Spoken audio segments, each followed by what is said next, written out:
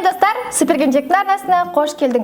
Қазақша кейіптермен өздеріңіз білетіндей, бүгін бестің шайының рубрикасы. Бестің шайына арналған оңай торт жасайтын боламыз. Бүгін панчо тортын жасаймыз. Мөлдір түрде жасап көріңіз. Толық рецепт описаниеде жазылған. Жұмыртқаның ағы мен сарысын ажырататын боламыз. Жұмыртқаның ағы мен сарысын ажыратып алдық. Ұнымызға разделителді қосамыз. Яғни құрғансыздардың бәрін бір-біріне араластырамыз. Содан кейін какаоны қосамыз. Араластырамыз.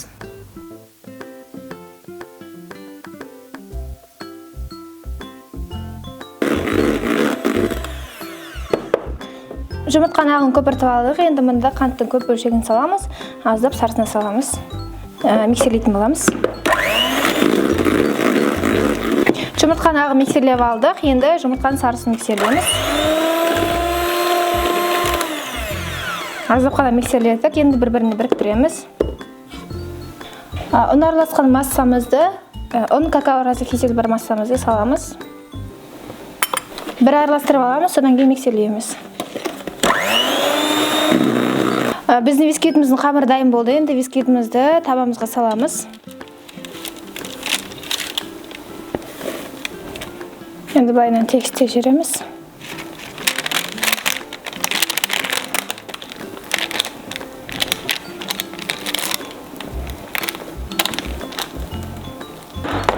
Енді қызып тұрған пешімізге салып пісіретін боламыз. 180 градуста пісіреміз. Әр пешті әртүрлі уақытта пісіреді. Бисквитіміз пісті. Бисквиттен өзіміздің құрастыратын ыдысымызға байланысты осылай дөңгелек кесіп аламыз. Мінекей, кесіп алдық. Енді қалғандарын бөлшектерге бөлеміз. 4 бұрышты әртүрлі етіп. Және былайынан да бөліп шығамыз. Сол кезде кубик сияқты пайда болады. Крем жасайтын боламыз. Өз қалауыңызша әртүрлі кремдер қолдануға болады. Например, сливкидің орнына қаймақ қолданып деген сияқты әртүрлі кремдерді қолдануға болады. Бірақ менде бүгін сливки мен сахарный пудра. Екі зат қана кететін крем жасаймын. Бірінші сливкиді миксерлеп аламын. Қант ұнтағын яғни сахарный пудрамызды саламыз. Біркелкі қою масса пайда болғанша миксерлейміз.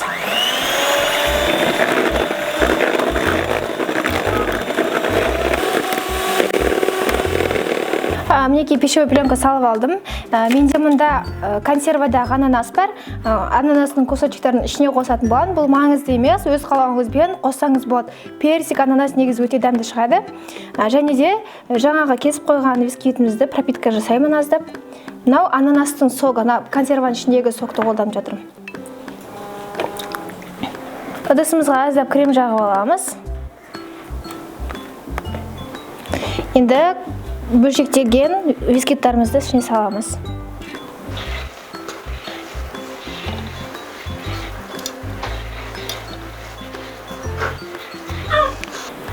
Енді арасына ананас салып жүреміз былай-былай.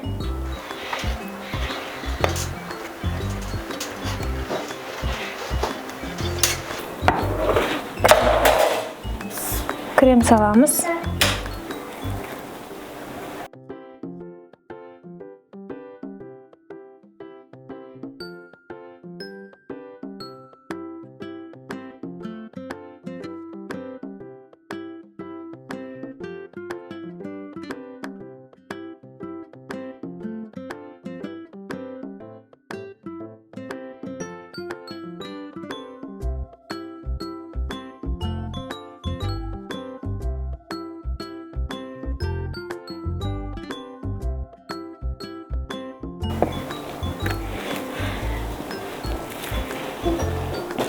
Қою қаймақпен қантты араластырып арқылы крем жасасаңыздар да болады. Ондай крем жүйелеседі мұнда.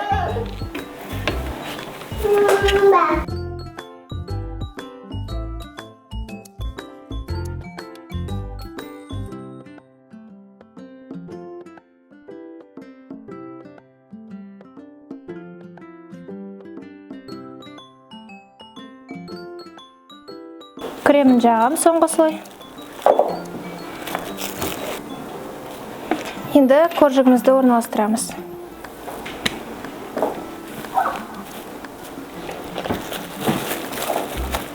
Холодильникке 1-2 сағатқа пропиткаға қою қажет болады.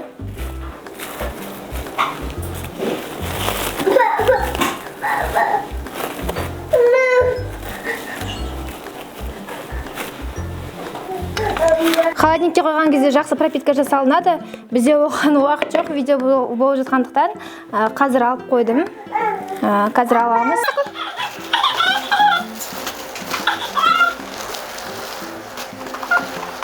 Енді қалған аздап креммен тегістей жібереміз.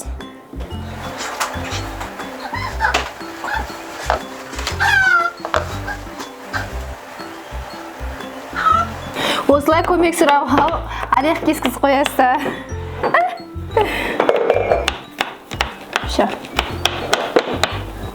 Айналасына кішкене жаңғақ қойдым. Қойсаңыздар да болады, немесе өз қалауыңыз бойынша қоймасаңыз да болады. Немесе құлпынай өзіңіз қалауыңыз бойынша қойсаңыз болады. Енді менде шоколад бар мұнда. Шоколадпен сливкиді еріткен болатынмын. Осындай узорлар жасаймын енді.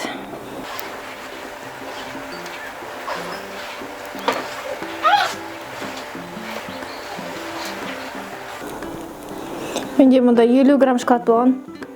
Жоқ, 60-70 граммдай. Соны тауыс алмай отырмын ғой. 50 грамм қоссаңыздар жеткілікті негізі. Мінекей біздің тортымыз дайын болды. Сонымен достар, біздің бесін шайына арналған тәтті панчо тортымыз дайын болды. Сіз де міндетті түрде жасап көріңіз. Жасалу оңай, әрі сөзсіз дәмді. Бесін шайіне отбасыңызбен отырып, дәмді тортпен шай ішіңіздер. Ас болсын баршаңызға. Келесі видеоблогта жүздескенше.